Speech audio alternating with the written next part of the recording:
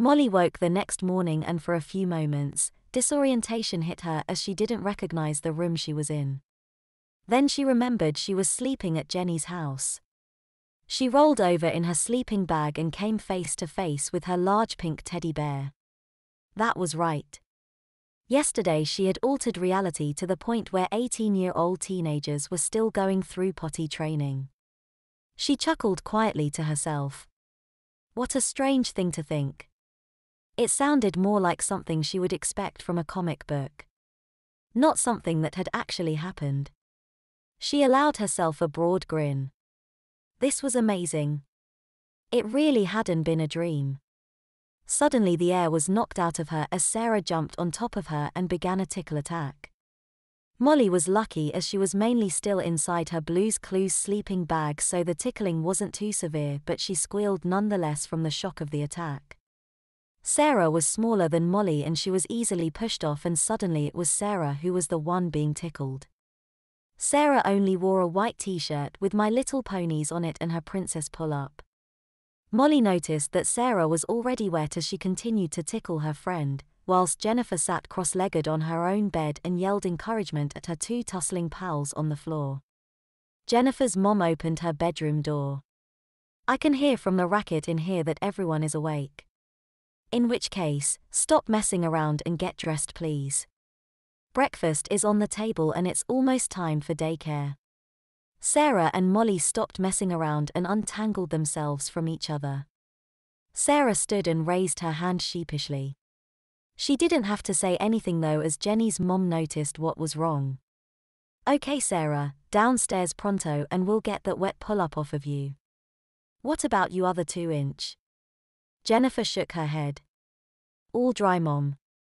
Molly grabbed at her crotch trying to tell whether she was still dry through her footed sleeper. She felt dry enough. "I'm dry too thanks," she said happily, noticing Sarah looking a little sad that she had been the only one to wake up wet. "Come on Sarah, let's get cracking. The day is wasting." Jennifer's mom chimed as she pushed Sarah towards the bedroom door and out of sight. Jennifer went to her wardrobe to pick out an outfit. Molly scrambled to her feet and dug around in her overnight bag to see what it was that she would be wearing for the day. A deep pink corduroy set of overalls was pulled out of her bag, accompanied by a soft pink fleecy jumper.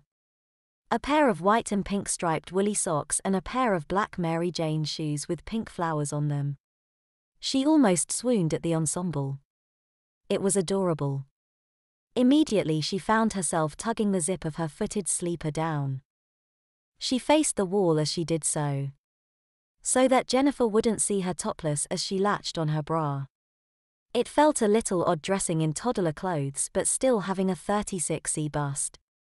Molly's figure, whilst not stunning, certainly had curves in all the right places, but once dressed the shapelessness of the overalls hid her womanly curves quite successfully. She sat on the edge of Jenny's bed as she pulled on her woolly socks over her pull-ups.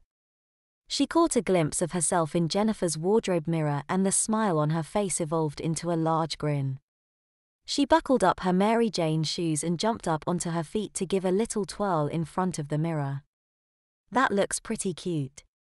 Jennifer stood there as she complimented her friend with her arms crossed against a white short-sleeved dress with polka dots all over it.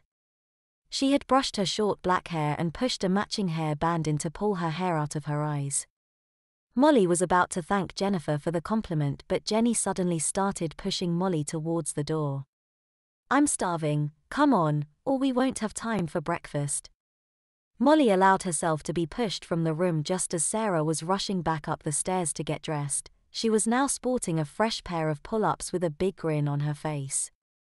"Jenny, your mom has made pancakes," she yelled as she zipped past the two descending teenagers on the stairs. This caused Jenny to push Molly harder, making Molly giggle. Moments later they were sat around the breakfast table stuffing freshly made pancakes into their mouths, giggling and chatting. There was a gentle knock at the door and Jennifer's mom got up to answer it. The three girls continued chatting happily about how they would soon be going to kindergarten when Jennifer's mom called from the hallway. "Girls, it's the daycare crocodile. Get your jackets on please."